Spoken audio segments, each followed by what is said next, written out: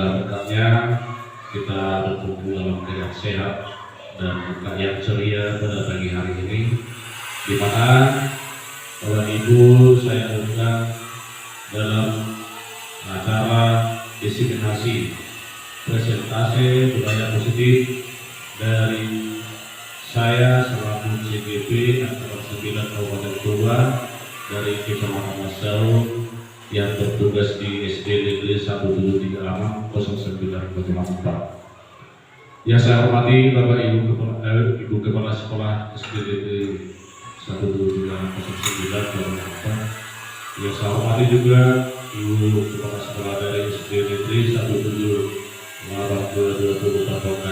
selamat datang di SD Bapak Ibu. Dan yang saya hormati juga Bapak Ibu guru dari SD Bapak dan juga Bapak Ibu guru dari SD 17309 Terima kasih pada kesempatan ini. Izinkan saya untuk melaksanakan diseminasi presentasi CGP angkatan 9 dengan topik budaya positif. Ada 2 tujuan daripada kegiatan ini Bapak Ibu. Saya juga sebagai pelengkap tugas yang kami kumpulkan dari MS pada tugas pelaksanaan pembelajaran pendidikan program guru veteran.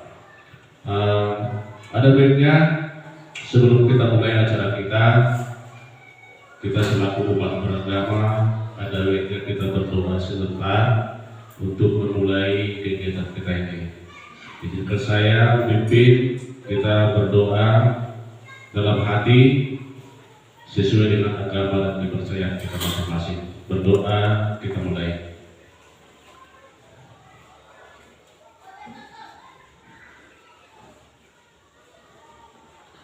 Berdoa selesai. Baik Bapak Ibu, saya mohon Bapak Ibu kita berdiri, kita menyanyikan lagu kebangsaan kita.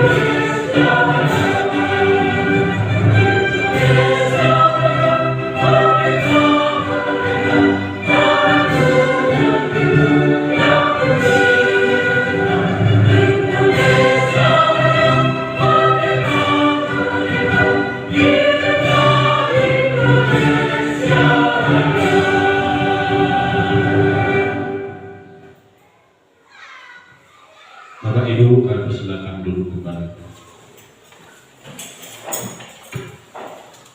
Terima kasih. Selanjutnya kata sambutan sekaligus arahan dari Ibu Kepala Sekolah SD Negeri Bernamopang selaku tuan rumah dalam pelaksanaan kegiatan ini. Waktu dan tempat, kami persilakan.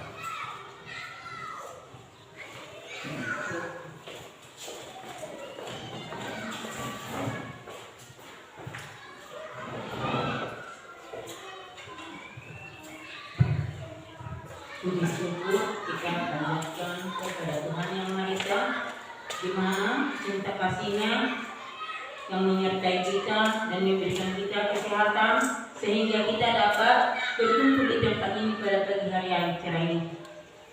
Kepada Bapak Ibu guru, Bapak Ibu Kepala Sekolah SD Negeri Parunggaman, Bapak Ibu guru yang ada di SD Negeri Batu 4, Bapak Lukman Teruan yang selaku yang mengadakan presentasi sebagai guru penggerak.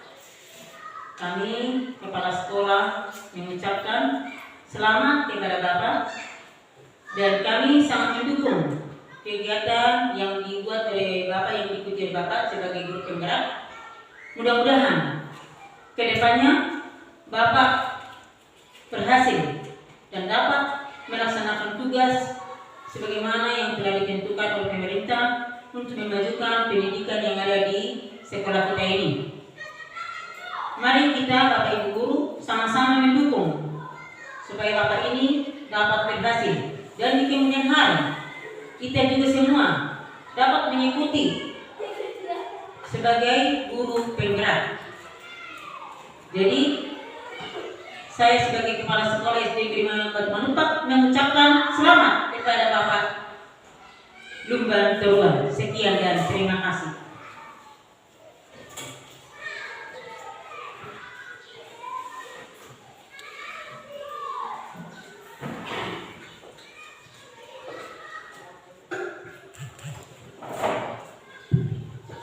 Baik, terima kasih dari Ibu Kepala Sekolah yang telah memberikan pengarahan. Dan hari ini kita lanjut dengan sesi materi yang langsung saya bawakan. Di sini judulnya adalah budaya positif.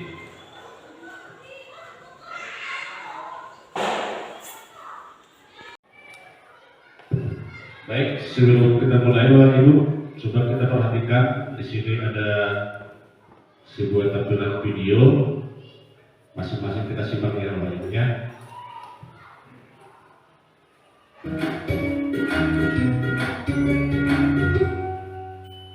Salam dan bahagia Ibu dan Bapak guru hebat.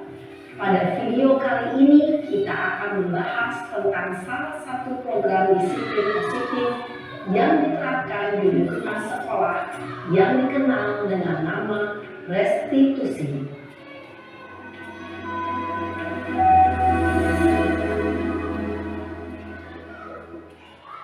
Restitusi dikembangkan oleh pakar pendidikan Diane Rosen berlandaskan pada teori kontrol Dr. William Glasser.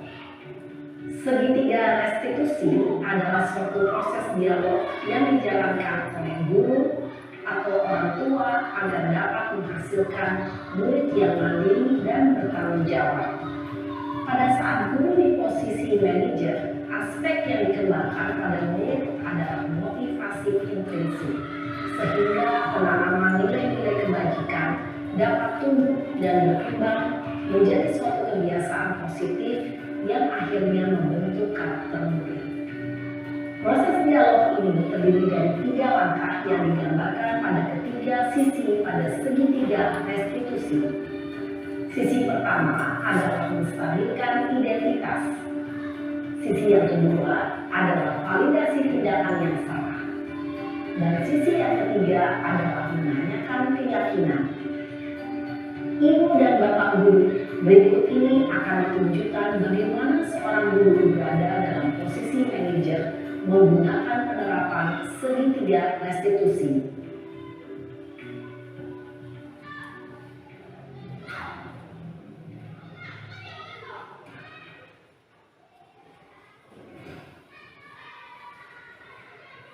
Siang Sarah. Siapa? Sudah lama nggak ketemu Sarah? Kenapa hari ini ada di sini? Kesel Pak, kesel banget. Masa aku dikatain tukang fitnah Pak? Ya aku marah lah. Aku balik katain Eka di depan kelas. Kesel banget. Oh begitu. Ya pasti kamu marah dan kesal. Bapak juga akan marah apabila ada yang menuduh Bapak seperti itu. Kemudian pada saat itu kamu mau melakukan apa? Ya saya langsung ngatain Eka lah Pak. Kesel banget. Saya bentak-bentak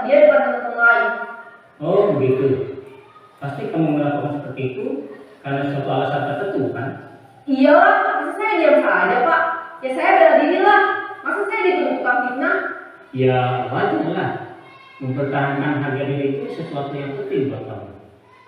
Untung kamu tidak bertindak lebih gegabah lagi, hanya membentak-bentak. Iya Pak, untung saya masih bersabar dan hanya membentak saja. Udah gunus padahal, saya pasti bela diri lah. Ya pasti ya, tapi kamu memilih untuk tetap bertahan dan bersabar. Kamu memilih untuk tidak berbuat lebih parah lagi kan? Iya. Nah, sekarang coba kita lihat lagi tindakan kamu yang bentak-bentak Eka di kelas. Tindakan kamu itu kira-kira sesuai dengan keyakinan kelas atau prinsip kamu tidak? Enggak Pak, capek Pak jadi pengarah. Jadi keyakinan atau prinsip mana yang kurang sesuai dengan keinginan kamu? Ya, saya sebenarnya sangat menghargai orang lain. Mungkin saat itu saya menjadi emosi, jadi tidak menemukan sikap itu. Kamu meyakini tidak? Menghargai orang lain itu penting buat kamu. Yakinlah Pak. Iya, setuju. Kita harus saling menghargai. Namun, ada juga keyakinan yang kita sepakati yang perlu kita jalankan apabila kita sedang marah kan? Ya, saya bisa lebih proaktif, mulai dengan diri sendiri. Saya bisa jadi lebih sabar, mengambil jeda untuk berpikir mau apa selanjutnya. Kira-kira kamu bersedia memperbaiki masalah ini tidak? Sedia Pak. Kalau kamu memperbaiki masalah ini, kamu akan menjadi orang seperti apa? Saya akan menjadi orang yang bertanggung jawab kali ya Pak. Dan senantiasa proaktif. Iya, menurut kamu bagaimana rasanya menjadi orang seperti itu? Ya nyaman lah, bangga bisa bersabar dan menahan diri. Baiklah kalau begitu. Yuk kita pikirkan bagaimana memperbaiki masalah ini.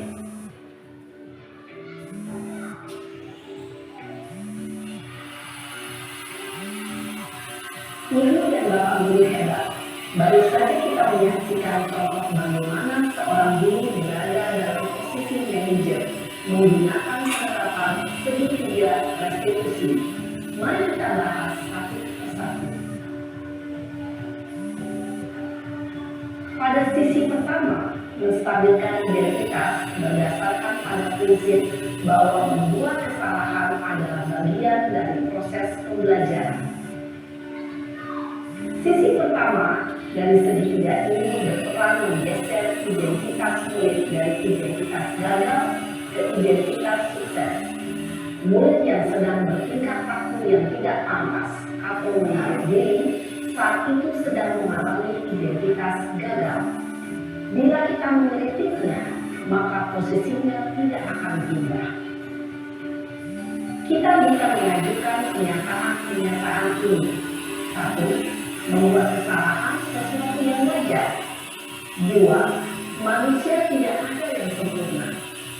3. Kita bisa memperbaiki masalah ini. 4. Saya tidak menanyakan kesalahannya. Saya lebih fokus bagaimana memperbaiki masalah ini. 5. Apakah saat ini kamu telah menjadi orang yang baik untuk diri sendiri? Pada sisi kedua, validasi tindakan yang salah berlandaskan pada prinsip bahwa setiap perilaku berupaya memenuhi suatu kebutuhan tertentu. Guru yang telah memahami teori kontrol akan bergeser dari pemikiran stimulus respon menjadi proaktif dan mencoba untuk mengenali tujuan dari perilaku murid, mengenali dan mengakui kebutuhan murid ini dapat memperbaiki hubungan dengan murid tersebut. Pernyataan atau pertanyaan bisa disampaikan dengan nada suara tidak menghakimi atau memojokkan, sehingga dapat mengembalikan murid pada posisi positif. 1. Kamu bisa saja bertindak lebih gegabah lagi dari ini. 2. Kamu bukan melakukannya tanpa suatu alasan tertentu. 3. Kamu melakukannya karena mempertahankan sesuatu yang penting bagimu. 4. Mungkin kamu bisa mempelajari suatu perilaku baru yang lebih efektif. Bersediakah kamu mempelajarinya? Selanjutnya, kita akan simak sisi terakhir, yaitu menanyakan keyakinan. Teori kontrol menyatakan bahwa pada dasarnya termotivasi secara intrinsik. Pada saat perilaku yang salah telah divalidasi dan identitas sukses telah stabil, maka murid telah siap mengaitkan keyakinan-keyakinannya dengan tindakannya yang salah, dan pemikirannya telah bergeser ingin menjadi orang yang dituju. Pertanyaan-pertanyaan ini dapat mengaitkan keyakinan-keyakinan yang dianut murid. 1. Sebagai keluarga atau kelas, apa yang kita yakini? 2. Nilai-nilai apa yang telah kita sepakati? 3. Seperti apa gambaran sebuah kelas yang ideal bagi kamu? 4. Kamu ingin menjadi orang seperti apa?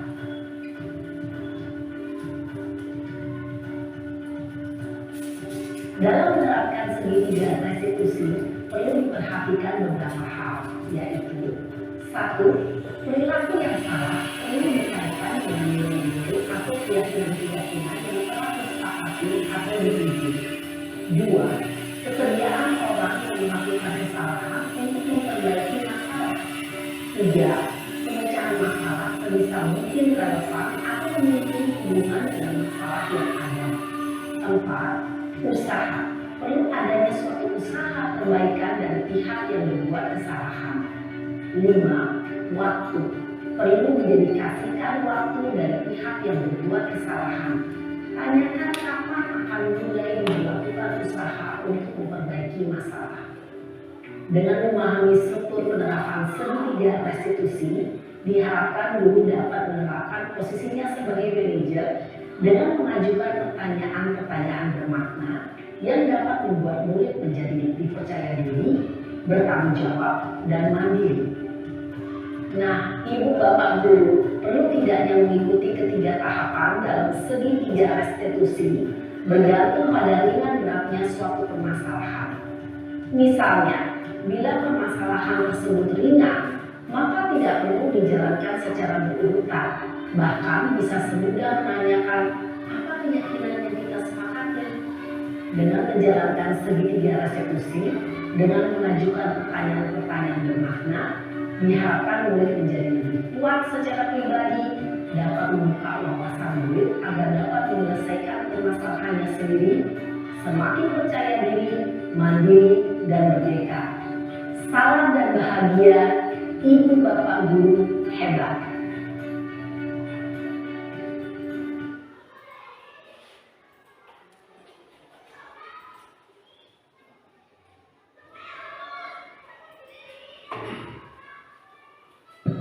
Baik Bapak Ibu, saya mau apresiasi dari Bapak Ibu tentang video tadi itu adalah sebuah penerapan segitiga restitusi.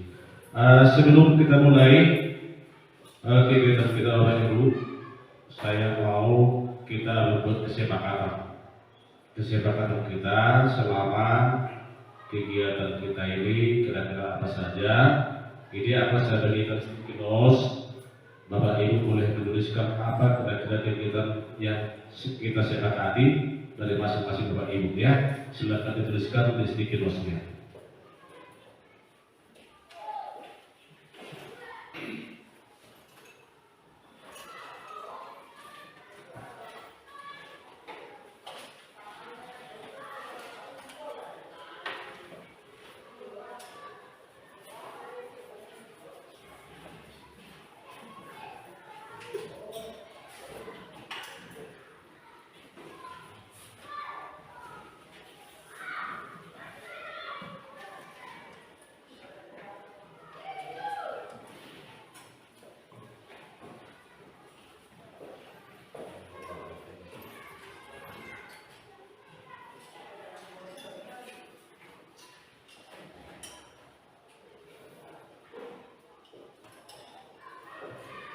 Oke, sambil berjalan waktu Bapak Ibu,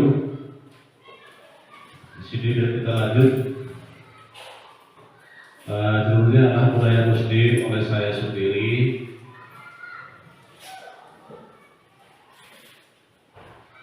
Ini Ibu Marlene Katara sebagai fasilitator saya. Ibu inilah yang selalu menuntut kami dalam pendidikan program kurikulum ini. Kemudian ada Bapak Muhammad Bibi Raja Nunggu. Ini Bapak ini selaku pengajar praktik kami sudah pernah praktik sekolah kita ini. Di mana Bapak ini juga berasal dari BBGB, Balai Desa Guru Bergerak Provinsi Sumatera Utara, yang mengambil tugas menjadi pengajar praktik. Selanjutnya, apa yang telah saya lalui selama saya mengikuti guru bergerak, ya, di sini Bapak Ibu, proses selama kurang lebih 2 bulan terakhir sudah mempelajari modul 1, modul 2, modul 1, 2, 1, 3 dan 1, 4. Pada modul 1 itu yang dipelajari adalah tentang filosofi pendidikan Ki Hajar Dewantara.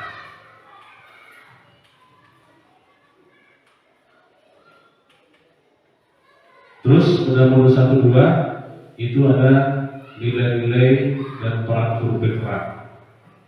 Pada modul 3, 1, 3 di situ ada visi guru bergerak. Dan ini nanti akan menjadi sudah kami kesepakati, sudah kita sepakati supaya menjadi visi sekolah. Nanti akan kita tampilkan. Selanjutnya pada modul 1, 4 di sini ada budaya positif.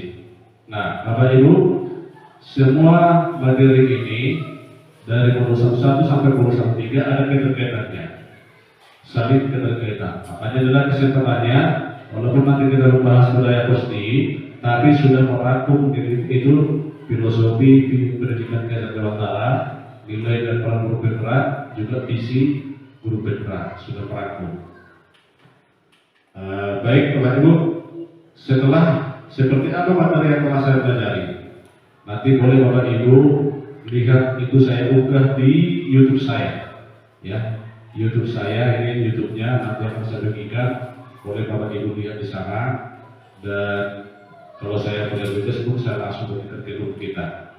Selanjutnya nanti ada Google Sites. Ini Google Sites saya Bapak Ibu.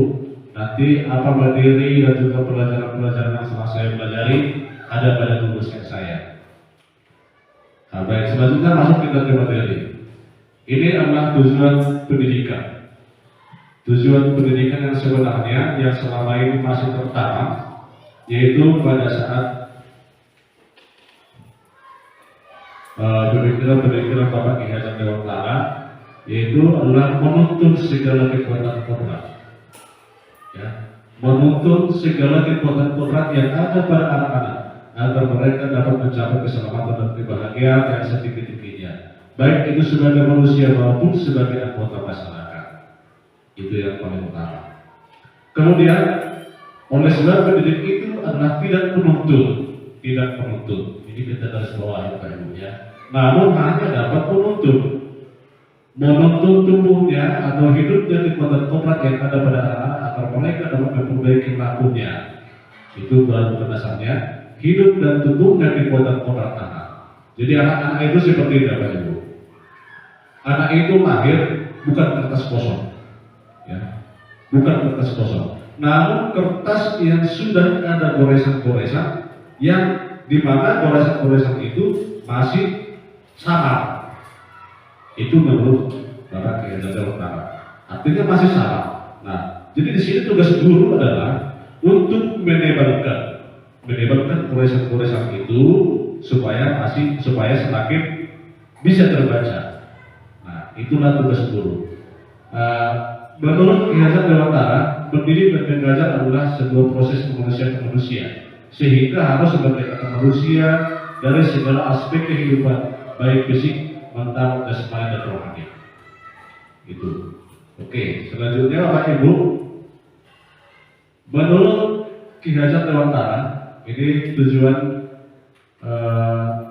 mengibaratkan, ya, di mana anak-anak itu seperti tumbuhan yang disemai dan ditanam di lahan yang telah disediakan.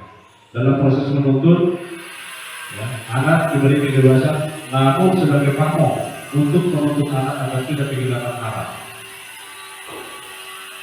Anak diberikan kemerdekaan. Kemerdekaan dalam apa? Kemerdekaan dalam mencapai sumber-sumber pelajaran, dalam mendapatkan pembelajaran. Ya, itu kemerdekaan. Nah, namun guru di sana walaupun dikatakan memberikan kemerdekaan, guru tetap sebagai pamong. Pamong itu artinya menentukan arah kemana arah dari itu supaya tidak membahayakan. Ya, itu. Jadi di sini seorang pamong dapat memberikan tuntunan agar mereka anak-anak itu menemukan kemerdekaan dalam belajar. Ya, kita lanjut. Paradigma perubahan. Ini paradigma perubahan untuk membangun budaya positif. Sekolah perlu menyediakan lingkungan yang positif. Ya, ini kita garis bawahi, lingkungan yang positif, lingkungan yang aman, lingkungan yang nyaman, agar peserta didik mampu berpikir, bertindak, dan mencipta dengan merdeka, mandiri dan bertanggung jawab. Inilah nilai-nilai profil Pancasila itu. Jadi tuntutan pendidikan itu adalah harus sesuai dengan tuntutan daripada profil belajar Pancasila. Ya, dimensinya yang ini, dan dimensinya. Kemudian yang selanjutnya, disiplin sangat berkaitan dengan kontrol. Dalam menghadapi apa yang diperlukan adalah itu harus ada kontrol guru. Dan di situ fungsi guru sebagai pamong atau kontrol guru. Oke, Bapak Ibu, sebelum kita lanjut, ya sebagai ice breaking nanti kita sepakati ya. Sudah kita sepakati sebagai ice breaking, sekaligus nanti kita kumpulkan kesepakatan yang telah kita buat. Nah, ini ice breakingnya simpel Bapak Ibu, simpel. Jadi ya begini, kalau misalnya saya sebut pagi, berarti tepuk sekali, ya tepuk sekali. Kalau saya sebut siang, tepuk 2 kali. Kalau saya sebut sore, tepuk 3 kali. Saya sebut malam, tepuk setengah kali. Setengah kali berarti tidak kedengaran dia. Bisa Pak Ibu ya? Bisa ya? Oke, kita coba dulu. Pagi, malam, kedengaran ya? Setengah. Kita lagi ya. Pagi, sore, 3 kali ya, 3 kali. Siang, pagi, malam. Oke, nanti kita waktu setelah sendiri nanti kan hasil lagi. Oke, boleh kita kumpul dari kesepakatannya, biar kita bahas satu-satu.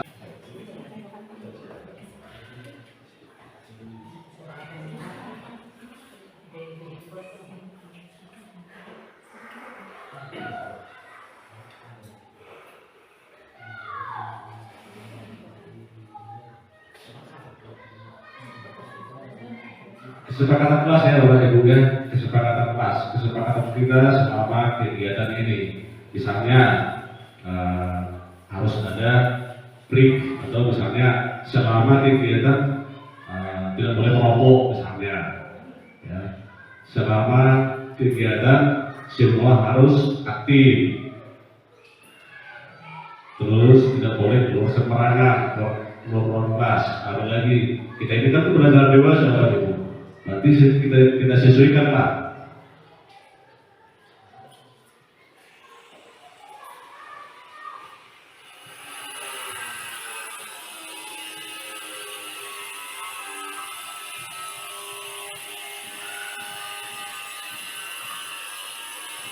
Sudah Pak Ibu? Nah, kenapa kita buat seperti ini? Ini adalah salah satu dari kegiatan yang ada dalam video tadi. Penerapan seketika institusi juga nanti ada di sana kemana arahnya itu dengan juga ke badan kesepakatan. Jadi peraturan itu bukan hanya satu orang saja membuat. Misalkan kita selaku guru, ya kita sekarang-kadang membuat peraturan tidak seperti itu tadi. Harus melalui kesepakatan, ya. Kita pancing anak-anak bagaimana supaya mereka bisa menerapkan pendapat tentang apa yang mereka ketahui dan apa yang bisa dipatuhi dan juga apa yang tidak bisa dilakukan. Kira-kira begitu. Sudah Pak Ibu?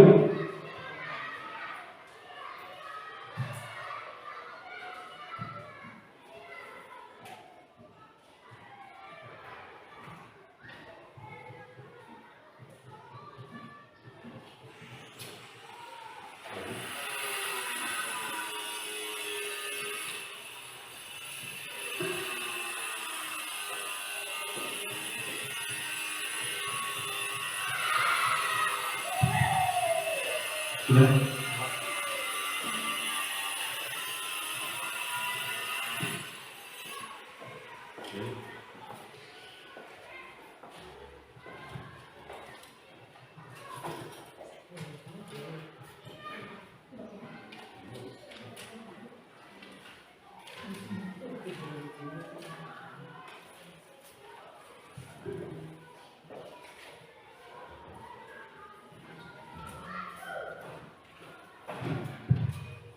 Oke, baik. Bapak Ibu kita bacakan satu-satu ya.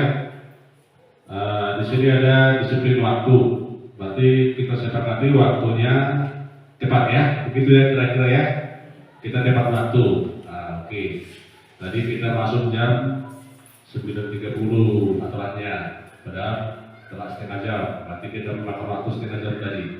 Kemudian harus lebih aktif dan berpartisipasi dalam kegiatan. Oke, kita sepakati. Ini mengandung nilai positif ya. Kemudian etika dalam proses kegiatan pembelajaran selama kegiatan. Oke, ada etika. Nanti etika itu contohnya tidak sembarangan keluar begitu ya kira-kira ya. Terus tidak merokok, terus tidak ngomong kalau ada yang sedang menerangkan. Oke, baik. Terima kasih Bu. Selanjutnya, oke, ini tadi mengenai pembelajaran ya. Memahami apa yang terjadi kegiatan kita pada hari ini. Selanjutnya harus tertib, harus aktif, harus mengerjakan tugas, tidak bisa ribut dan saling membantu teman. Oke, terima kasih. Kita harus mengutamakan disiplin selama kegiatan berlangsung. Oke, berarti beda-beda ya Bapak Ibu ya. Kemudian saling sapa, disiplin dan kerjasama. Berarti ini penerapan daripada 5S ya. 5S. Di mana 5S itu apa? Senyum, sapa, salam, sopan dan santun. Oke. Selama kegiatan harus aktif ya. Dalam kegiatan harus semangat ya. Dalam kegiatan harus ada hasil yang positif. Ya, terima kasih. Kemudian menyelesaikan masalah dan memperbaiki perilaku. Ya, ini memang pokoknya harus ada perubahan. Kemudian segitiga restitusi. Oke, ini yang harus dipahami. Baik, Bapak Ibu terima kasih. Tepuk tangan untuk kita semua. Ya, selanjutnya ini tadi mengenai paradigma budaya positif. Bisa jelasnya Ibu ya? Bisa kalau lebih jelas boleh di sini lagi Bu. Supaya bisa terbaca. Iya.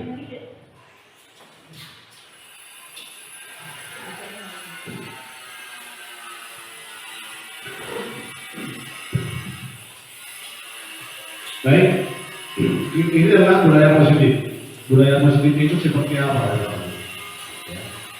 Budaya positif di sekolah adalah sebuah kebiasaan yang dilaksanakan di sekolah yang berpihak pada peserta didik. Artinya keberpihakan kepada peserta didik itu adalah yang mana nilai-nilainya kita pancing mereka untuk berbicara. Apa kesepakatannya? Apa kemauan mereka? Kita saringlah nilai-nilainya menjadi nilai positif. Itulah yang menjadi budaya positif. Ya. Nah selanjutnya agar mereka dapat berkembang menjadi pribadi yang disiplin, kritis, penuh hormat dan bertanggung jawab serta berkarakter sesuai dengan filosofi kehidupan Dewantara dan juga profil pelajar Pancasila. Ya. Perubahan paradigma teori kontrol atau ilusi kontrol ini adalah menurut Bapak William Glasser ya. Dalam kontrol teori itu merumuskan miskonsepsi tentang kontrol, di mana sebuah ilusi guru mengontrol murid, kemudian ilusi bahwa kritik dan membuat orang merasa bersalah itu dapat membuatkan karakter, membuat orang merasa bersalah. Nanti kemana contohnya, kepada kriterianya kita bahas lagi. Baik, selanjutnya ilusi bahwa semua perbuatan positif itu adalah efektif dan bermanfaat. Kemudian ilusi bahwa orang dewasa memiliki hak untuk memaksa. Inilah yang selama ini kita terapkan Bapak Ibu. Kita memaksakan, ya, di mana guru adalah sebagai subjek pembelajaran, hanya terjadi transfer ilmu. Ya, jadi ini yang mau kita ubah. Ya, guru itu bukan hanya sekedar transfer ilmu, tapi yang menjadi fokus pembelajaran itu adalah murid. Kita pancing, guru di sini hanya mancing dan punya program. Baik, selanjutnya apakah makna disiplin? Ya, disiplin itu sering kita kaitkan dengan tata tertib, ya, atau peraturan, dan kepatuhan kepada peraturan. Nah, kalau sudah patuh dia kepada peraturan berarti sudah dikatakan disiplin. Belum tentu ya. Yang mana itu? Karena peraturan itu siapa yang membuat itu dulu. Ya. Kalau sudah masing-masing membuat berarti pas dia sesuai dengan peraturan yang telah ditentukan secara bersama-sama atau yang telah disepakati. Baik, kata disiplin sering juga dihubungkan dengan hukuman. Padahal sungguh berbeda dengan belajar dengan disiplin, tidak harus dengan memberi hukuman. Justru adalah salah satu alternatif terakhir dan kalau perlu tidak digunakan sama sekali. Hukuman tidak diberlakukan, itu dari pemikiran Bapak Ki Hajar Dewantara. Ki Hajar Dewantara mengatakan bahwa mencapai kemerdekaan dalam konteks pendidikan saat ini adalah untuk menciptakan murid yang merdeka. Syarat utamanya adalah harus ada disiplin yang kuat. Harus ada disiplin yang kuat. Disiplin yang dimaksud adalah disiplin diri yang memiliki motivasi internal. Jika kita tidak memiliki motivasi internal, maka kita memerlukan pihak lain untuk mendisiplinkan kita. Apakah orang lain sangat terpengaruh kepada kedisiplinan kita? Ya, itu nanti boleh kita bahas, kita lanjutkan nanti. Baik, makna disiplin yang sesungguhnya ini Bapak Ibu. Ya, ketika sesuatu yang telah diperbuat oleh setiap orang, ya, dijalankan dengan baik dengan tujuan yang mulia. Kemudian seseorang yang dapat mengontrol diri, ini ciri-cirinya. Kemudian memiliki tanggung jawab dan ada tujuan yang dicapai. Ya, itu tidak terlepas dari kedisiplinan. Baik, nilai-nilai kebajikan universal. Dari kedisiplinan itu lahirlah nilai-nilai kebajikan universal.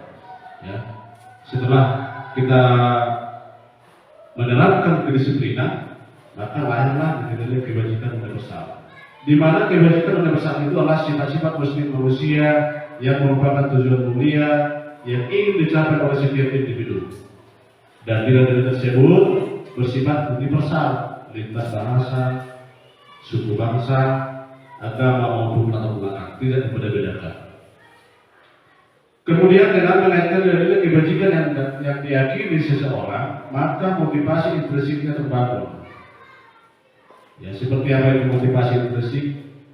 Ya, nanti akan kita bahas. Sehingga menggerakkan motivasi dari dalam untuk mencapai tujuan mulia yang diinginkan. Ini keputusan dari atau hasil tulisan dari Diana Musir pada tahun 1998. Kemudian nilai-nilai kebajikan yang ingin dicapai setiap anak Indonesia kita kenal dengan nama profil Pancasila. Inilah 1, 2, 3, 4, 5, 6 ya. 6. Inilah dimensi-dimensi profil Pancasila itu. Inilah tujuan-tujuan mulia dari profil belajar Pancasila. Ya. Yang pertama tadi itulah beriman dan bertakwa kepada Tuhan Yang Maha Esa dan berakhlak mulia. Yang kedua adalah mandiri. Yang ketiga adalah bernalar kritis. Yang keempat adalah berkebinekaan global. Yang kelima adalah bergotong royong dan yang keenam adalah kreatif. Itulah dimensi pada profil belajar Pancasila. Teori motivasi berlaku untuk menghindari ketidaknyamanan atau hukuman motivasi eksternal. Apa yang terjadi apabila saya tidak melakukannya? Itu pertanyaan dulu pada diri sendiri. Apa yang akan terjadi apabila saya tidak melakukannya? Berarti dia pikirkan dulu. Ya. Contoh, dalam mempersiapkan perangkat pembelajaran Bapak Ibu, ya kan? Apakah itu harus dipersiapkan? Itu pertanyaan sekarang. Dalam kurikulum merdeka. Menurut Bapak Ibu, apakah itu harus dipersiapkan? Praktek pembelajaran. Jawabannya boleh iya, boleh tidak. Ya. Kenapa seperti itu? Karena kita bertanya kepada diri sendiri. Ya. Tapi lebih baiklah ya jawabannya. Artinya kita tidak dipaksa, tapi sampai di mana tanggung jawab kita? Di situ kita dituntut, kita dipancing untuk berserah diri begitu, bertanggung jawab atas apa yang telah kita laksanakan. Nah, yang menjadi pertanyaannya adalah apa yang akan terjadi apabila saya tidak melakukannya? Apa yang akan terjadi apabila saya tidak mempersiapkan praktek pembelajaran? Nah, kayak begitu. Kemudian untuk mendapatkan imbalan dari orang lain atau institusi motivasi tetap, apa yang akan saya dapatkan apabila tujuan disiplin itu dapat terlaksanakan? Itu adalah positif, diberikan positif. Kemudian apakah dari sendiri menjadi insan sesuai dengan harapan? Saya akan menjadi orang yang seperti apa bila saya melakukannya? Harus ada motivasi dari dalam diri kita. Baik, selanjutnya budaya positif itu yang harus dipersiapkan adalah ini, lingkungan positif harus. Kalau lingkungan positif terkait orang ini ya, berarti di sekolah itu ya misalnya kita buat sebuah kesepakatan dalam menggunakan seragam, contohnya tidak boleh terlambat di sekolah, penerapan 5S, contoh itu adalah budaya positif.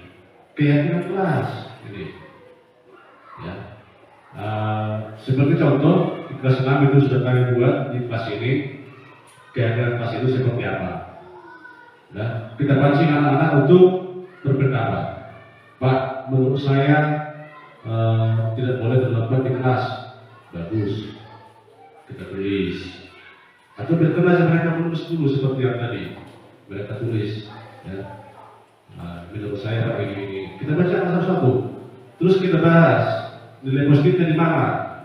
Setelah lahir nilai positifnya, kita sepakatilah itulah yang menjadi kesepakatan kelas. Nah, kalau dari kelas 1 sampai kelas 6 itu sudah terkumpul semua kesepakatan kelasnya, maka berembuklah guru-gurunya. Nah, sudah berembuk guru-gurunya, ya, itulah nanti yang akan menjadikan menjadi tanda dan tips sekolah. Dari kelas 1 contohnya harus berpakaian rapi. Nilai positifnya di mana? Tidak tentukan.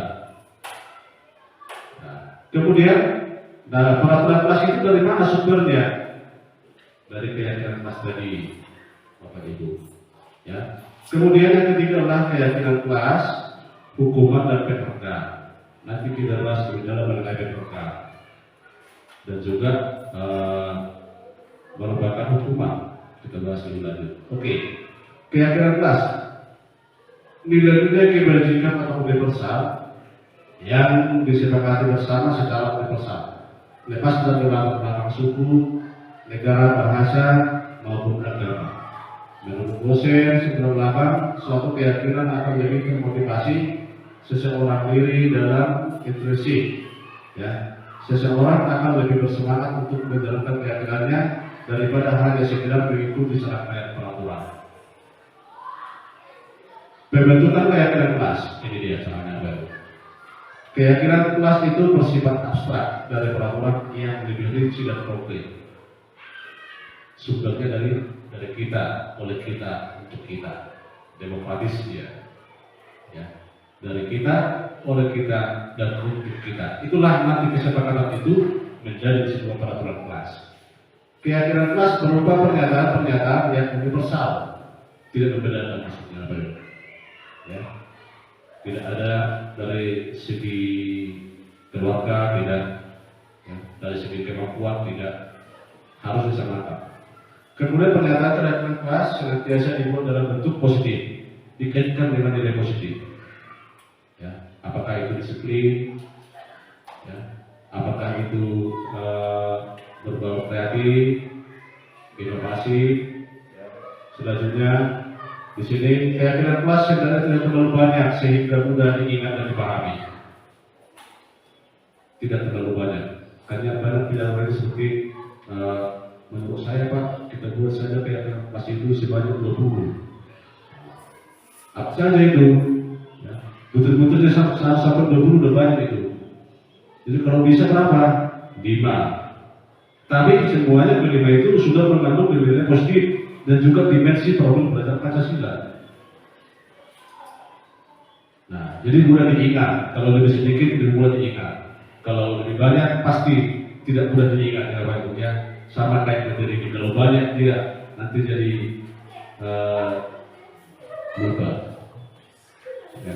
Baik, selanjutnya semua warga sekolah, warga kelas sebaiknya ikut berkontribusi dalam membuat kegiatan lewat surat pendapat. Setidaknya lewat surat pendapat. Ya, kalau tidak ada secara tulisan, surat pendapat pun boleh. Bersedia meninjau kembali kegiatan kelas dari waktu ke waktu. Artinya tidak pasif. Ya, harus kita dapat secara terus-menerus. Bahkan setiap masuk kelas pun apa kita bahas kegiatan apa saat ini yang kita lakukan. Nah, harus aktif dalam pembelajaran Pak. Dalam setiap kelompok harus aktif mempresentasikan, contohnya kalau kegiatannya berdifferensiasi. Oke. Nah, sekarang masuk kita ke kebutuhan bahasa manusia.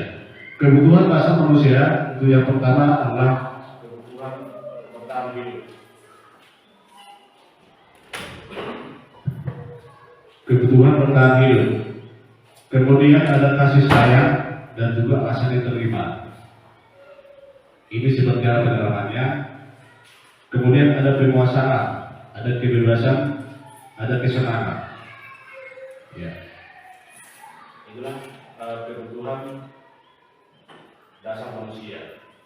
Kemudian ada kebutuhan bertahan hidup itu seperti apa? Ya. Ada makanan, pakaian, tempat berlindung, juga keamanan. Itu adalah kebutuhan bertahan hidup. Tidak boleh lepas artinya dari kehidupan manusia. Kemudian kasih sayang itu juga sangat perlu. Seperti apa itu? Rasa diterima, dipedulikan, dan dikasihi. Ini berlaku juga untuk anak-anak Bapak Ibu. Selanjutnya penguasaan. Seperti apa itu? Ada terampil berprestasi juga mau diakui. Memberi penghargaan itu salah satu penguasaan. Kemudian ada kebebasan, mandiri, otonom, mengendalikan arahnya sendiri. Itulah kalau kebebasan. Kemudian kesenangan, ada itu humor, bermain, gembira, tertawa. Nah, yang menjadi pertanyaan, anak-anak dari kelas 1 atau tingkat SD itu kira-kira kesenangannya bagaimana guys? Bermain, jelas. Makanya kita fokuskan pembelajaran yang ada dengan cara bermain.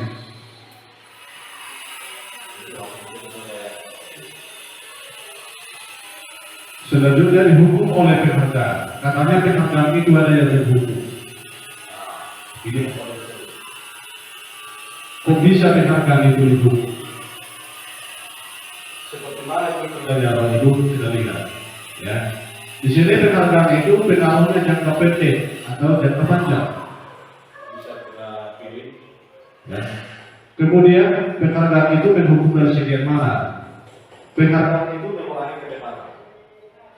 Penghargaan itu tidak efektif dan termakan itu merusak.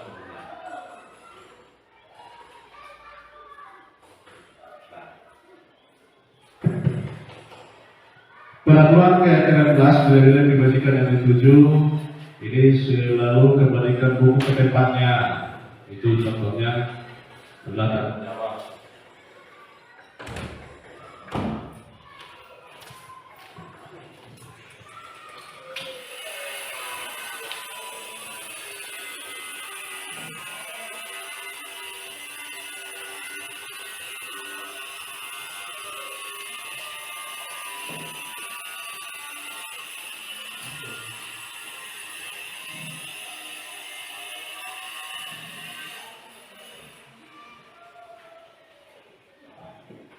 Selalu kembalikan buku ke tempatnya.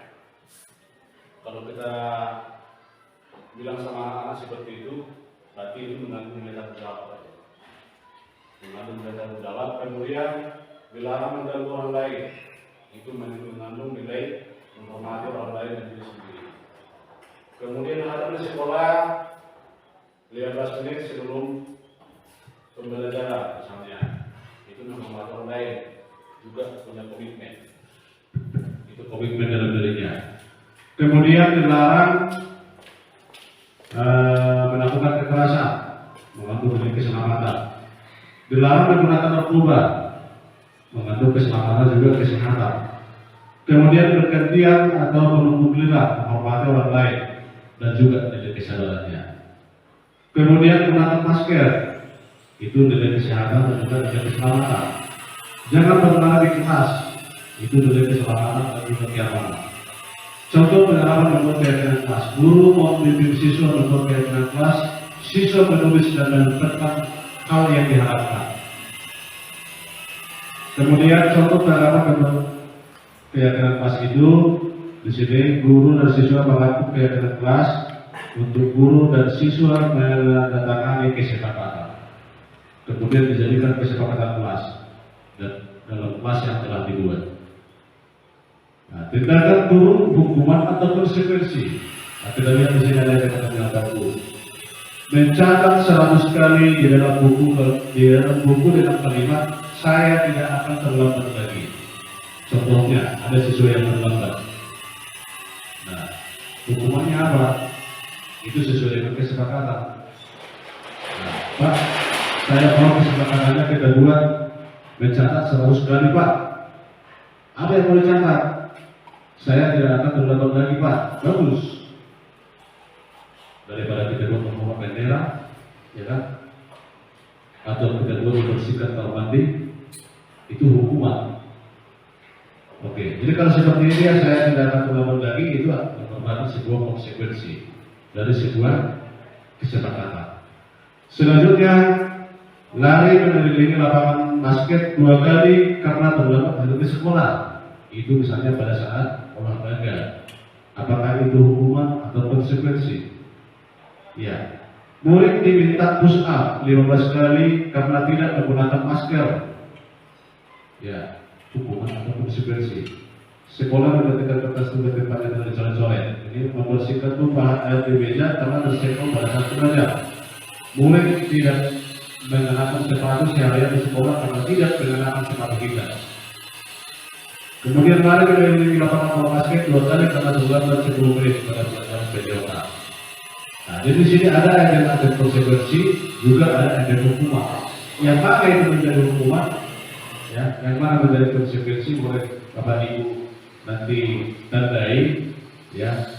Yang mana di sini hukuman, mana konsekuensi. Setelah kita belajar ini boleh ditandai atau dipisah-pisah. Mana dia hukuman, mana konsekuensi. Menurut Bapak Ibu, dari antara kalimat ini, kira-kira mana yang dikatakan konsekuensi?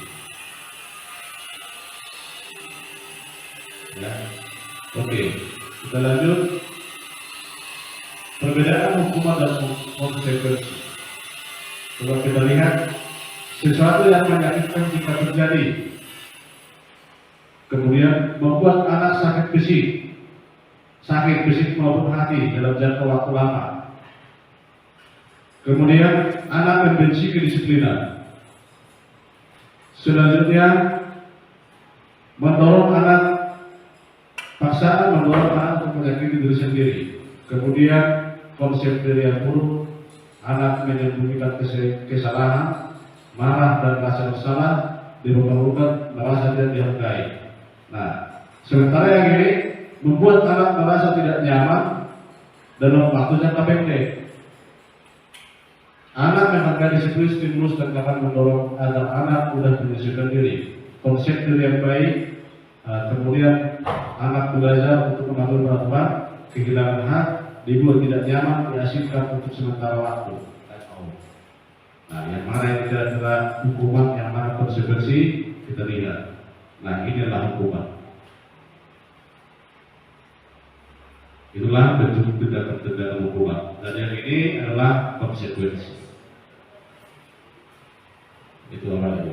Oke, selanjutnya konsep dari yang buruk, ya, konsep dari yang baik. Nah, anak belajar untuk menyembunyikan kesalahan, anak belajar untuk mematuhi peraturan, merasa bersalah dipermalukan, merasa tidak kehilangan hak, dan dibuat tidak nyaman, diasingkan untuk dihargai semata waktu. Itulah mengenai menyangkut kebutuhan dasar.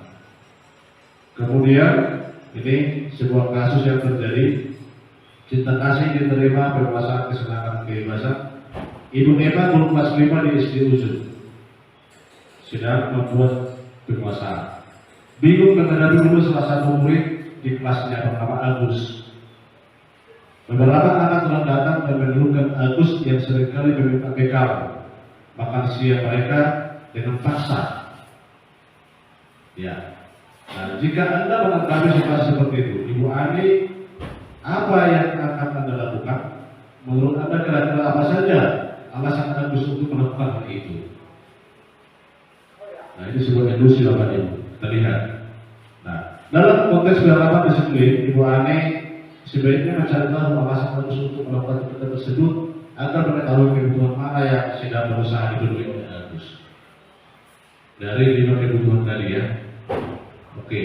Nah, di sini apabila jawaban Agus adalah karena ia lapar dan orang tuanya tidak membawakan bekal makan siang, maka kebutuhan yang dipenuhi adalah kebutuhan petani ini. Selanjutnya, apabila jawaban Agus ia senang, temannya jadi memperhatikan dia, itu adalah kebutuhan cinta kasih sayang, ya, kebutuhan untuk diterima. Apabila jawaban Agus merasa hebat, karena temannya jadi takut dia melakukan temannya menuruti keinginannya, itulah kebutuhan penguasaan, pengakuan atas kemampuan. Apabila Agus, ya, karena dia merasa bosan dengan bekal yang dibawakannya, maka dia membawakan bekal yang sama, kebutuhan itu adalah kebebasan. Apabila jawabannya karena izin saja dan dia ingin menikmati ekspresi wajah temannya yang kesal, ya, maka kebutuhannya adalah kesenangan. Ya, kita lihat. Ini pembahasan kasus Agus, bertahan hidup, kasih sayang, penguasaan, kebebasan, dan kesenangan. Nah, itu Agus lapar. Kemudian kasih sayangnya mendapat perhatian teman, guru, dan orang tua.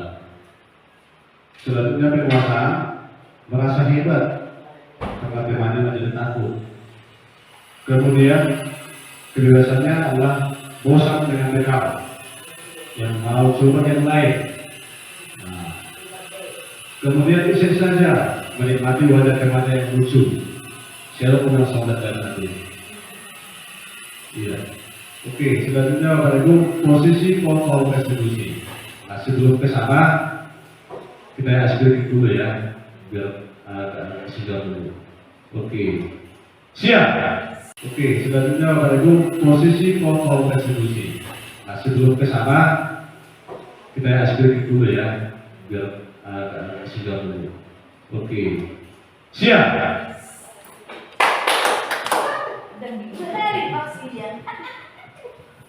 Pagi, siang, malam, sore, 3 kali ya, oke. Nah, biar ada apa dulu, biar ada lentur dulu, kita olahraga dulu sebentar dulu.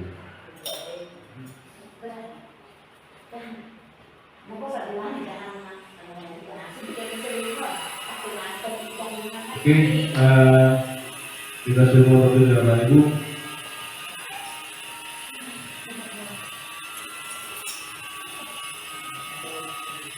Kita semua berdiri, kita ikuti gerakannya ya.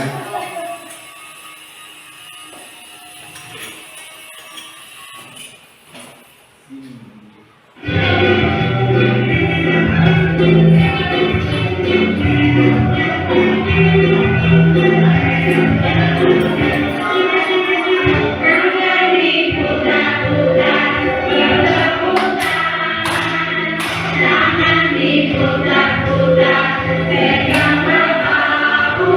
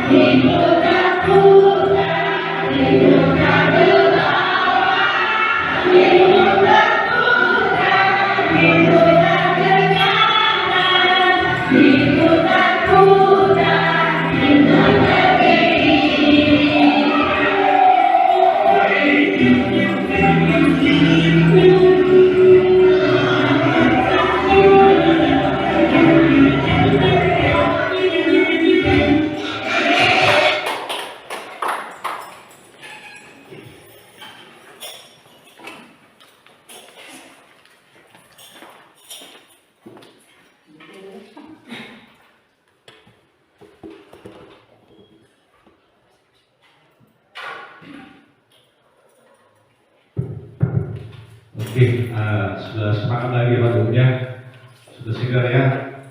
Oke, kita lanjut lagi, yaitu mengenai posisi kontrol restitusi. Nah, kalau ingat Bapak Ibu, video yang pertama tadi yang kita putar itu di sini arahnya, posisi kontrol restitusi. Di mana posisi kontrol restitusi itu kita lihat posisi penghukum itu ada 5 ya. Kemudian berbuat merasa bersalah. Kemudian posisi teman. Kemudian posisi pemantau. Ada posisi manajer. Nah, ini ada 5 posisi. 5 posisi kontrol ini kira-kira dari video yang kita pertama tadi putar itu kira-kira di mana lah ini, Bapak Ibu. Nanti kita lihat ya. Itu ada posisi penghukum, ada posisi merasa bersalah, ada posisi teman, ada posisi pemantau, dan juga posisi sebagai manajer. Oke, kita lihat. Ini ada sama ya. Saya bacakan aja. Oke, sebagai motivasi identitas gagal, ada identitas berhasil atau sukses, dan identitas berhasil sebagai kontrol diri. Ini kontrol luar, ini kontrol diri. Nah, guru berbuat, ini guru berkata, hasilnya seperti apa, kaitannya dengan dunia berkualitas, murid berkata, dampaknya pada murid apa. Kita lihat untuk menghindari hukuman, maka guru sebagai penghukum membuat merasa orang bersalah. Ya. Identitas yang sukses itu mengharapkan imbalan atau ketergantungan pada orang lain itu sebagai guru, maka guru harus berfungsi sebagai teman atau pemantau, dan untuk membuat siswa menghargai dirinya, maka dia harus sebagai manajer. Selanjutnya, menghadik, menunjuk-nunjuk, menyakiti dan menyindir, ya, itu menghindari hukuman secara dan mengatakan seharusnya seperti ini. Ibu kecewa dengan tindakan kamu, Bapak kecewa dengan yang kamu lakukan, misalnya. Itu membuat alasan untuk muridnya menghitung dan mengukur, kemudian mengajukan pertanyaan. Kira-kira apa yang sudah kamu lakukan? Kesepakatan apa yang sudah kamu lakukan? Seperti itu. Itu sumbernya dari kesepakatan pas tadi. Ya. Selanjutnya di sini, kalau kamu tidak melakukannya, awas ya, rasakan. Coba kita bayangkan tegangan kita untuk menyatakan ini ya kan, atau peraturan yang kita mengatakan ini. Nah, kalau kamu tidak melakukannya, awas ya, kamu akan merasakannya, misalnya. Ya kan? Nah ini kamu seharusnya sudah tahu ya, ibu lelah sekali mengatakan itu, ibu stres, itu bertindak sebagai apa kira-kira. Kemudian ayolah lakukan diri ibu. Masa kamu tidak mau? Ingat tidak, ibu pernah bantu. Ya. Apa peraturannya? Kemudian apa yang kamu yakini? Ini rumusnya. Kemudian hasilnya pemberontak menyalahkan orang lain atau berbohong. Ini menyembunyikan dan menyangkal atau berbohong, ketergantungan, menyucikan diri atau berdewasi dan menguatkan diri. Ini murid meletakkan guru di luar dunia berkualitas. Murid meletakkan guru dalam dunia berkualitas itu murid meletakkan guru sebagai orang yang sangat penting. Murid meletakkan guru pada peraturan atau hukum di dunia berkualitas. Ini guru namun murid meletakkan diri pada individu yang positif dalam dunia berkualitas. Nah, murid berkata, Kira-kira seperti ini, biarkan saja, nanti juga marah-marah lagi ya.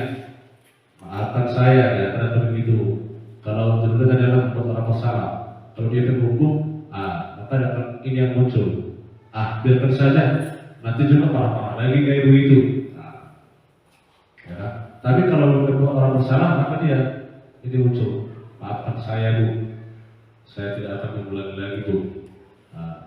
Kalau sebenarnya memang kira-kira seperti jawabannya. Saya pikir Bapak Ibu teman saya ternyata begitu. Ya. Sebagai pemantau, berapa banyak bintang yang harus kamu peroleh, berapa halaman yang harus saya tulis itu sebagai pemantau. Kemudian sebagai manajer, bagaimana caranya saya bisa memperbaiki keadaan? Kita harus menjalankannya. Ya. Kemudian dampaknya, ini kalau dia sebagai penghukum maka dia akan mengulangi kesalahan. Kalau dia sebagai membuat merasa orang bersalah, maka dia akan merendah diri, introspeksi diri. Kemudian sebagai teman, maka dia akan lemah, tidak mandiri dan juga tidak tergantung. Kemudian yang memantau menetapkan bersanksi dan juga hadiah untuk dirinya. Sebagai manajer, dia akan mengevaluasi diri dan bagaimana cara memperbaikinya. Oke, pernyataan-pernyataan seperti ini. Inilah misalnya pernyataan yang diucapkan oleh guru. Saya kecewa sekali dengan kamu. Itu siapa yang mengatakan? Berarti guru yang bersifat membuat orang merasa bersalah. Kemudian kamu tidak pernah belajar, kamu tidak pernah benar melakukannya. Yang mengatakannya adalah guru yang bersifat sebagai penghukum.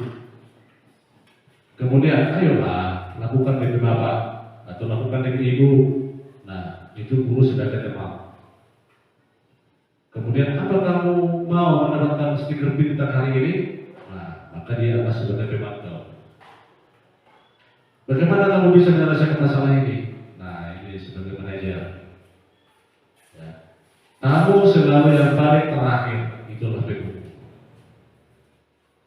Ya, itu biasa kita ucapkan. Secara tidak langsung itu sudah kita lakukan sebenarnya, tapi belum sesuai dengan tuntutan daripada penghukum itu. Oke, ini adalah restitusi. Inilah yang kita bahas tadi Bapak Ibu. Apa itu restitusi?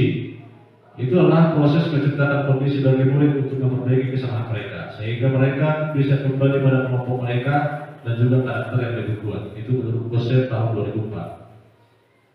Ya, gambarnya seperti ini.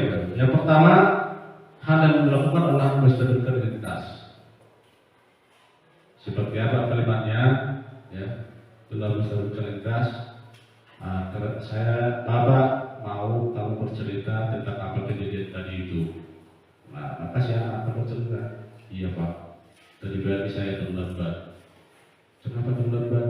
Nah, saya terlambat bangun Pak.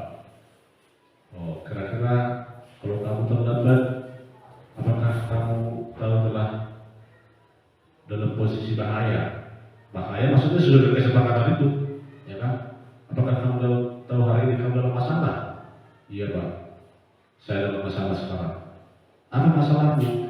Saya telah melanggar hukum Pak dan sudah yang kita kesepakati. Baik, saya tidak mau menghukum kamu. Saya tidak mau terlalu ikut campur dengan masalah yang akan kamu pikirkan itu kira-kira sampai apa pengaruhnya. Saya hanya membantu kamu supaya kamu tidak melakukannya lagi. Kira-kira apa yang akan kamu lakukan untuk memperbaiki kesalahan itu? Ya Pak, saya tidak akan bangun terlambat lagi. Saya akan bangun lebih baik lagi. Baik, kira-kira piagam kelas mana yang terlanggar? Terlambat hari di sekolah Pak. Baik, untuk berikutnya kamu usaha ya untuk bangun lebih baik lagi ya. Iya Pak. Nah, seperti itu dia. Inilah yang pertama menstabilkan identitas, yang kedua validasi tindakan yang salah, dan yang terakhir adalah menanyakan keyakinan. Keyakinan yang dilakukan itu apa? Baik, selanjutnya ciri-ciri restitusi. 9 ciri-ciri restitusi ini bukan untuk menebus kesalahan, ya, namun untuk belajar dari kesalahan. Bukan untuk menebus kesalahan, namun untuk belajar dari kesalahan. Kemudian memperbaiki hukuman, tawaran bukan paksaan. Itu restitusi. Artinya kita tidak ada istilah memaksa, tapi menawarkan. Restitusi itu menuntut untuk melihat ke dalam diri, berarti menawarkan introspeksi diri. Nah, mencari kebutuhan dasar yang mendasari tindakan. Contohnya siswa yang terlambat tadi itu, kenapa sampai dia terlambat? Mungkin bangun mungkin kesiangan. Kenapa sampai kesiangan? Mungkin tadi malam dia menonton sinetron contoh. Nah, apa kira-kira yang akan dilakukan supaya tidak terlambat lagi? Berarti mengurangi waktu untuk menonton. Ya. Kemudian fokus pada karakter bukan tindakan. Jika terlaksana seperti itu, maka karakternya akan terpilih secara otomatis. Fokus pada solusi. Solusi, maka dia sendiri yang mencari solusi. Kita hanya mengarahkan ke arah yang positif. Kemudian restitusi mengembalikan murid perbuatan salah juga pada kelompoknya. Selanjutnya, nah dalam menstabilkan identitas seperti ini, berdasarkan prinsip membuat kesalahan bagian dari proses pembelajaran ini menggeser identitas murid dan identitas gagal menjadi identitas sukses. Itu yang tadi itu ada identitas gagal, ada identitas sukses. Ya, nah seperti ini dia. Ajukan pertanyaan. Nah, kita yang pertama itu adalah menstabilkan identitas. Kira-kira kalau kita ungkapkan seperti ini misalnya, setiap orang pernah berbuat kesalahan. Mungkin sama orang dewasa pun pernah kita bilang seperti ini, ya kan? Sehingga dia sadar bahwa kesalahan itu harus diperbaiki. Kemudian manusia tidak ada yang sempurna, apalagi kan. Kemudian saya tidak menanyakan kesalahan, namun saya hanya ingin memperbaiki masalahmu. Nah, inilah ciri-ciri daripada menstabilkan identitas. Kemudian yang kedua, prinsip tindakan itu seperti apa ini? Berdasarkan prinsip setiap perilaku berupaya memenuhi satu kebutuhan tertentu. Nah, ini mengenali dan mengakui kebutuhan murid untuk memperbaiki hubungan dengan murid. Ajukan pertanyaan seperti ini. Kamu bisa saja bertindak lebih gegabah lagi dari ini. Nah, tidak pancing dia. Ya kan? Bisa aja kamu melakukan hal yang lebih buruk daripada ini. Ya. Kamu bukan melakukannya karena alasannya. Nah, karena adanya alasannya kamu maka kamu melakukan yang seperti itu. Nah, karena kamu melakukannya karena mempertahankan sesuatu yang penting bagimu. Mempertahankan sesuatu yang penting bagimu.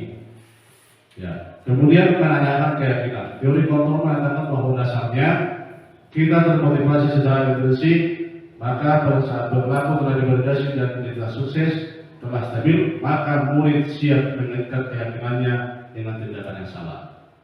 Dengan bagaimana? Ajukan pertanyaan, apakah kamu mengetahui keyakinan kelas yang sudah kamu kedua? Sudah Pak? Coba sebutkan.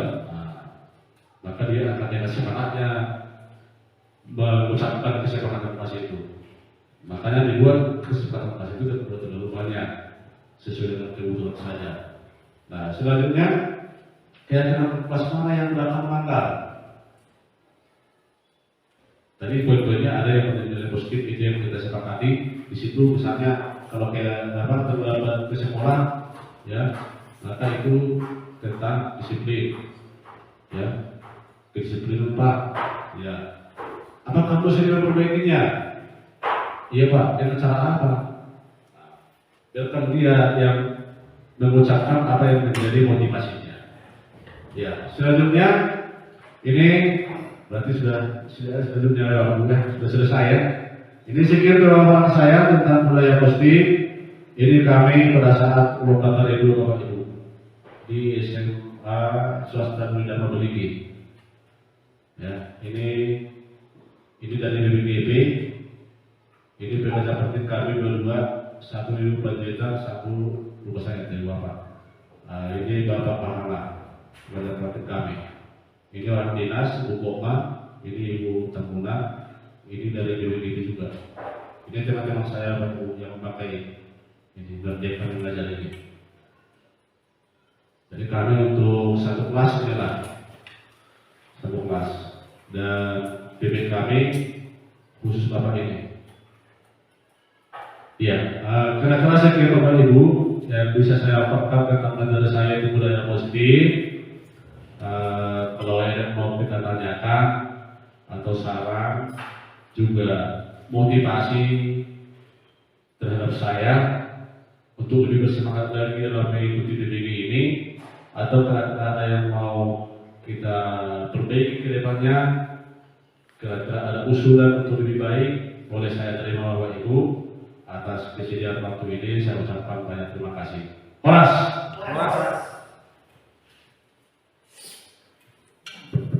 Boleh Bapak Ibu untuk sesi selanjutnya kita buat pertanyaan atau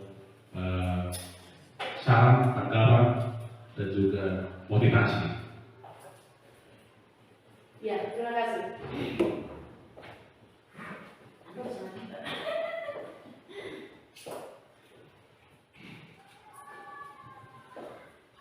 Ya, terima kasih kita ucapkan kepada Tuhan yang Maha Pengasih karena berkat rahmat-Nya kita dapat berkumpul di ruangan kita yang berbahagia ini dalam menyaksikan presentasi diseminasi budaya positif dari calon guru penggerak yaitu Bapak Doni Agus Sumban Beruan. Selama tadi kita mengikutinya, saya merasa bangga dan semangat, dan saya mendukung agar Bapak nanti berhasil menjadi jangan hanya calon lagi, tetapi kami mengharapkan Bapak sebagai guru penggerak yang pertama dari kecamatan kita ini. Semoga Bapak sukses ke depannya. Terima kasih. Dan yang saya ikuti tadi, ada yang merasa saya bingung. Di mana tadi itu ada antara hukuman dengan konsekuen di dalam konsekuensi. Penerapannya yang di antara perbedaan hukuman tadi dengan konsekuensi itu cara meletakkannya dan cara menggunakannya di sekolah kita. Itu aja Pak. Terima kasih.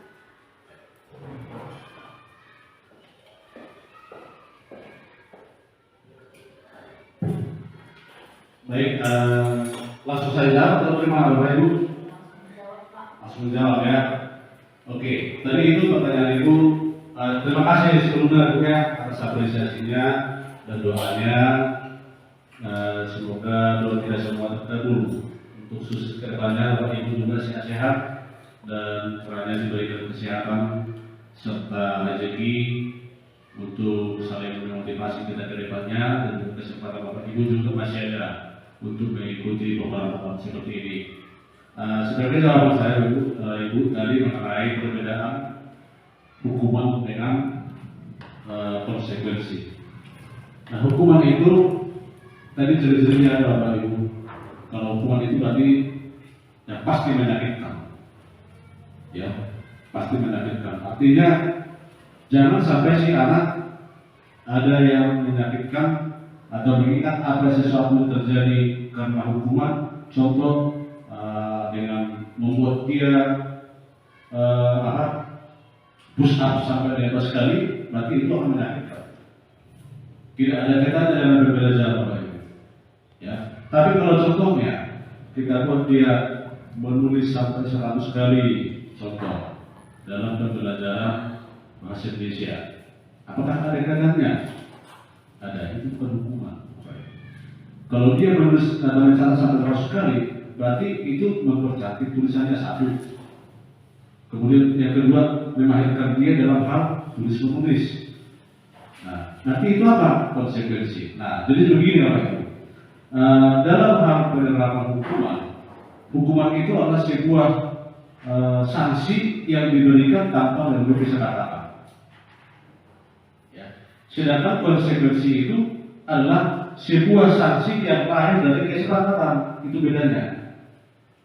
Jadi contoh, kita buat kesepakatan kelas sebanyak 5. Yang pertama contohnya tidak boleh terdapat di kelas, masuk kelas. Yang kedua, contohnya harus aktif dalam kegiatan pembelajaran.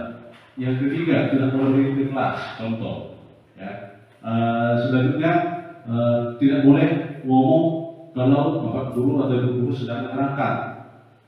Kemudian yang kelima, tidak boleh keluar sembarangan saat pembelajaran. Nah, kelima peraturan ini kalau dilanggar, contoh ya, kalau dilanggar apa kira-kira sanksinya, apa hukumannya, itulah konsekuensi Bapak Ibu. Ya.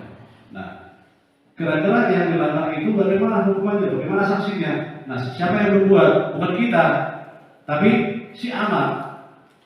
Ya. Kita tinggal menyaring, Pak, usulan saya Pak, kalau contohnya apa? Terlalu masuk kelas Pak, maka inform bendera Pak. Tidak apa-apa, kita saring dulu, kita saring. Yang lain dari mana? Menurut saya Pak, menulis 100 kali Pak. Di mana? Di papan tulis Pak, boleh. Apa yang ditulis? Tidak boleh tulis lagi Pak, boleh. Kita saring, kita tulis.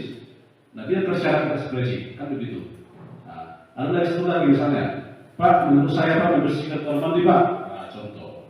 Nah, maka kita saring. Tadi ada 3 contoh dari teman-temannya. Berarti kalau dia membersihkan kamar mandi ataupun menghormat bendera itu merupakan hukuman. Kan sudah kita bilang, ya kan? Nah, yang tadi bencana 100 kali itu bukan hukuman. Nah, itulah yang kita jadikan menjadi saksi. Nah, maka itulah konsekuensi. Inilah yang kita sepakati. Jadi bukan lagi, tidak ada lagi hukuman, tapi adalah konsekuensi. Dan situ perkataannya Bapak Ibu. Nah, jadi saya mau atau kita harapkan ya dari kegiatan kita ini mudah-mudahan terus ada tindak lanjutnya di tempat kita masing-masing ataupun di kelas kita. Yang pertama kita settle dulu yang menjadi kesepakatan kelas. Nah, kesepakatan kelas itu bagaimana menyiapkannya, kita pancing dari anak-anak itu berekspresi. Ya. Sama kayak tadi itu, apa kesepakatan kelas kita selama pembelajaran. Nah, bukan selama pembelajaran, selama di kelas ini. Contoh, selama beliau kelas 6, apa kesepakatan kelas kita ditulis semua. Kemudian disaring mana yang bernilai positif. Karena bisa saja yang materi anak itu bukan nilai positif, tidak ada nilai positifnya. Contoh, Pak, kalau permisi ke kamar mandi tidak boleh selama 1 jam pembelajaran. Nah, itu tidak ada nilai positifnya itu. Karena tidak logika ya kan? Setelah 1 jam pembelajaran cuma 30 menit, tidak mungkin. Apalagi si anak, ya kan? Apalagi anak-anak. Itu kita saring. Yang mengandung nilai positif itulah kita buat. Maka menjadi sebuah kesepakatan kelas, kita jadikan menjadi sebuah peraturan kelas. Nah, masing-masing peraturan kelas tadi kalau sudah tersaring demikian, kita tentukanlah dalam forum guru, ya, dalam forum guru, itulah kita buat menjadi peraturan sekolah atau tata tertib sekolah. Jadi bukan kalau tata tertib sekolah itu bukan satu orang yang buat, bukan pemerintah yang buat, bukan dinas pendidikan yang buat. Siapa yang buat? Kita sendiri. Ya, itulah kemerdekaan itu dari kita, oleh kita, untuk kita, demokratis ya. Ya, saya kira Ibu kata bagaimana jawaban saya Bu? Ya Pak, terima kasih sudah lega dengan jawabannya positif, dan mudah-mudahan nanti kita semuanya bisa menjalankannya di tempat kita masing-masing dan di kelas kita. Begitu aja. Terima kasih. Baik Bu, terima kasih. Nanti ada Bapak Ibu lain.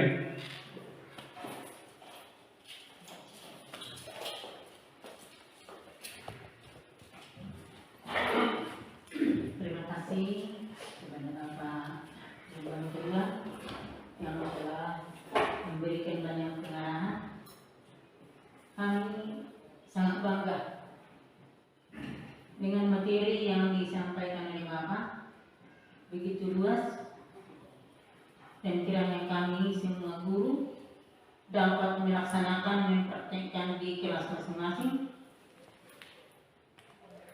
Jadi sudah sangat banyak peraturan atau tata pelaksanaan pembelajaran di kelas yang selama ini banyak yang tidak ketahui mana yang positif, mana yang negatif. Setelah mengikuti presentasi yang dibuat Bapak Lumban, pikiran dan wawasan kami terbuka. Jadi mengetahui banyak hal-hal yang perlu diperbaiki ke depannya. Jadi untuk itu Bapak, kami mengucapkan terima kasih. Semoga Bapak berhasil. Nantinya Bapak sebagai contoh memberi dukungan kepada guru-guru kita semua yang ada di sekolah maupun yang di tempat lain, sehingga bisa diikuti jejak Bapak untuk meningkatkan pendidikan yang ada di kecamatan kita, terutama di Kecamatan Nassau. Sekian dan terima kasih.